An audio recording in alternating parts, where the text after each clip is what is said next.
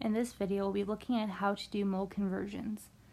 In a mole conversion, we're going to use three basic fractions and pair them in different ways to be able to convert between one unit and another. If we look at our first problem, it's telling us to find out how many molecules of water are in a 25.1 gram sample.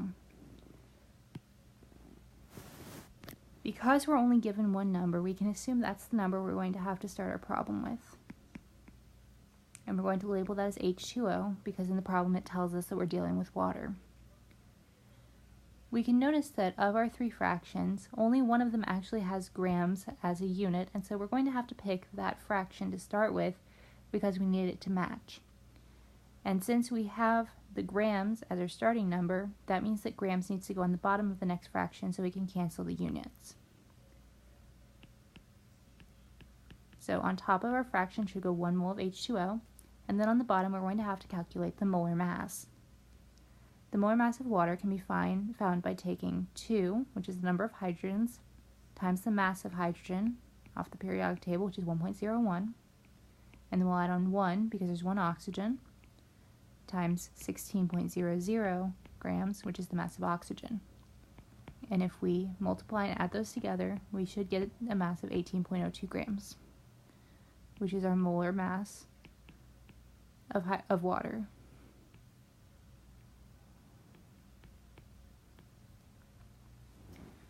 Whenever we do this, we can cancel out grams of water because we have grams on the top and bottom of our fractions. The next thing we can do is notice that our problem is asking for molecules. The only unit we have left in our problem is moles, and there is a fraction that contains moles and molecules, so we can cancel. One thing we can notice is if we take the fraction the way it is, that would put moles on top, which means we wouldn't be able to cancel it in our problem. And so we need to make sure that whenever we write this fraction, we put 1 mole of water on bottom, and on top we put Avogadro's number, 6.02 times 10 to the 23rd power, and then put a label. In this case it's talking about molecules, so we're going to pick the label MC, and we're going to label this as H2O.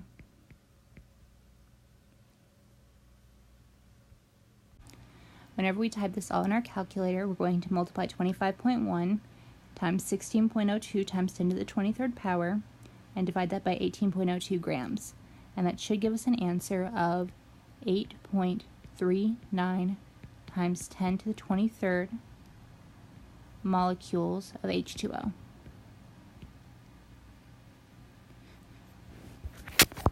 Our second problem is asking us how many atoms of helium are in 108.1 liters of a gas.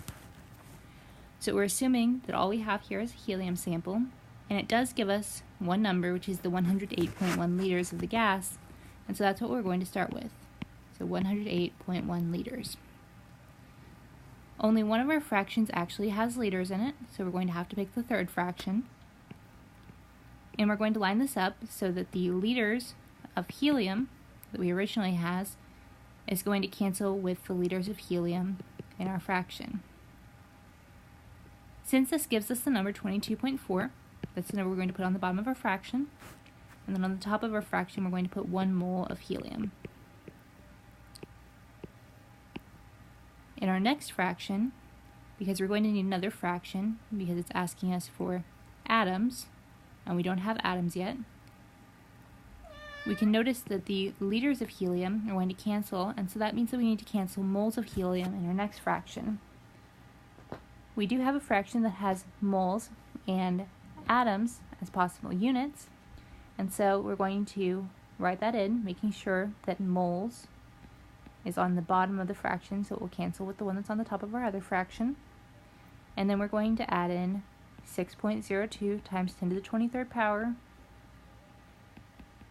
atoms of helium on the top of our fraction.